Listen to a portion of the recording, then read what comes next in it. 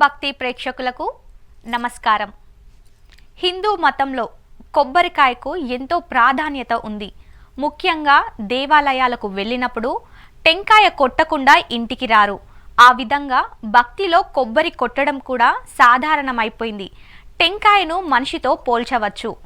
భారతదేశం సాంప్రదాయాలకు పట్టు కొమ్ము లాంటి దేశం. ఇక్కడ ప్రజలు సాంస్కృతిక సాంప్రదాయాలకు ఎంతో గౌరవం ఇస్తారు. ముఖ్యంగా హిందూ ధర్మంలో దేవాలయాలకు ఎంతో విశిష్టత ఉంటుంది. భగవంతుణ్ణి కొలిచేందుకు మాత్రమే కాదు, మానసిక ప్రశాంతత కోసం కూడా ఎంతో మంది ఆలయాలకు వెళ్తుంటారు. ఇలా గుళ్ళకు వెళ్ళినప్పుడు ప్రతి ఒక్కరూ విధిగా చేసేది కొబ్బరికాయ కొట్టడం. దేవునికి ధనకనక వస్తువులను లేదా వారి వారి తాహతకు తగ్గట్లు ఎంతో కొంత సొమ్ము సమర్పించవచ్చు కదా. కొబ్బరికాయనే ఎందుకు కొడతారు అనే సందేహం అందరికీ కలుగుతుంది. అయితే అసలు కొబ్బరికాయ ఎందుకు కొట్టాలి, దాని వెనుక ఉన్న ఆంతర్యం ఏమిటి, చాలా మందికి తెలియదు. హిందూ పురాణాల ప్రకారం కొబ్బరికాయకు ఎంతో ప్రాధాన్యత ఉంది. నిజానికి టెంకాయను మనిషి తలతో పోలుస్తారు. కొబ్బరికాయ మీద ఉన్న పీచును మనిషి జుట్టుతో పోలుస్తారు.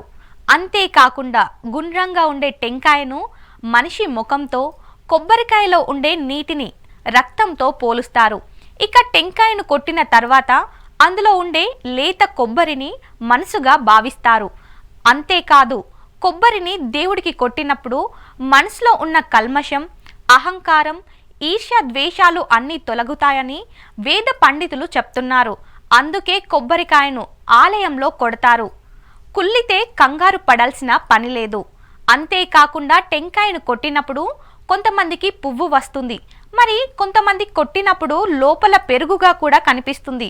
అయితే దేవుడికి కొబ్బరికాయ కొట్టినప్పుడు కుళ్ళిపోతే మంచిదా లేక అపచారమా అనే సందేహం చాలా మందికి ఉంటుంది. కొంతమంది కాయ కుళ్ళితే కీడు సంభవిస్తుందని, చెడు జరగబోతుందని ఆందోళనకు చెందుతారు. అయితే అంత ఆందోళన చెందాల్సిన పని లేదు.